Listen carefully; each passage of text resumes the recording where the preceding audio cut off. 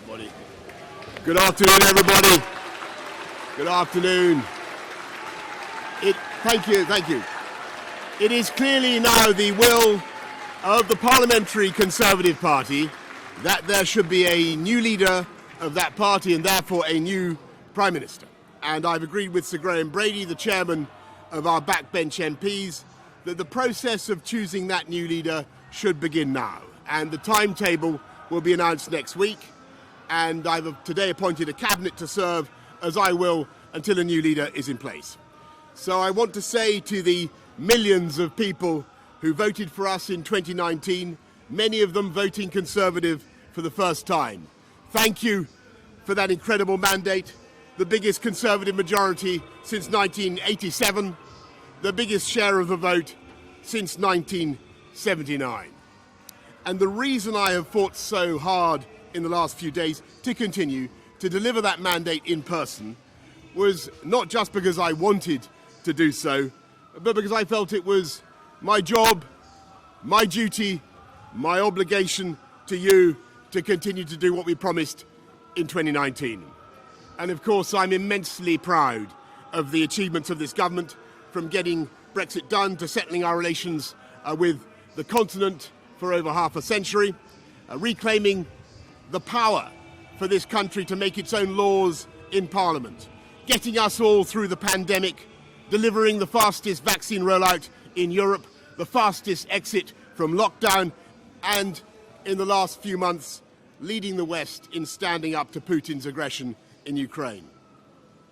And let me say now to the people of Ukraine that I know that we in the UK will continue to back your fight for freedom for as long as it takes.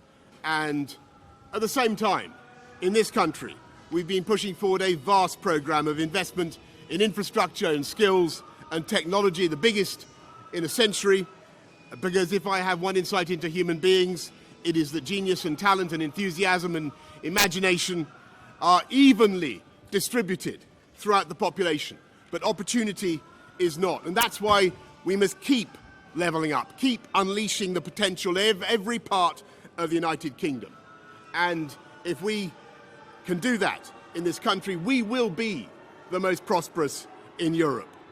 And in the last few days, I've tried to persuade my colleagues that it would be eccentric to change governments when we're delivering so much, and when we have such a vast mandate, and when we're actually only a handful of points behind in the polls, even in mid-term after quite a few months of pretty relentless sledging, and when the economic scene is so difficult domestically and internationally. And I regret not to have been successful in those arguments, and of course it's painful not to be able to see through so many ideas and projects myself. But as we've seen at Westminster, the herd instinct is powerful, and when the herd moves, it moves. And my friends, in politics, no one is remotely indispensable. And our brilliant and Darwinian system will produce another leader equally committed to taking this country forward through tough times, not just helping families to get through it, but changing and improving the way we do things, cutting burdens on businesses and families, and yes, cutting taxes, because that is the way to generate the growth and the income we need to pay for great public services. And to that new leader, I say, whoever he or she may be, I say I will give you as much support as I can. And to you, the British public, I know that there will be many people who are relieved, and perhaps quite a few who will also be disappointed. And I want you to know how sad I am to be giving up the best job in the world. But them's the breaks. I want to thank Carrie and our children and all the members of my family who have had to put up with so much for so long.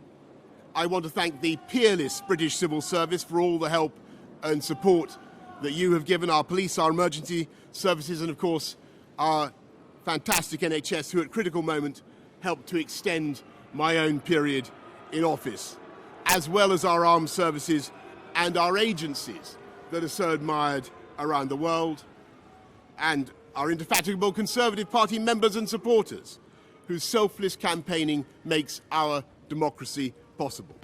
I want to thank the wonderful staff here at Chequers, here at Number 10, and of course at Chequers, and our fantastic prop force detectives, the one group, by the way, who never leak. Above all, I want to thank you, the British public, for the immense privilege that you have given me. And I want you to know that from now on, until the new Prime Minister is in place, your interests will be served and the government of the country will be carried on. Being Prime Minister is an education in itself.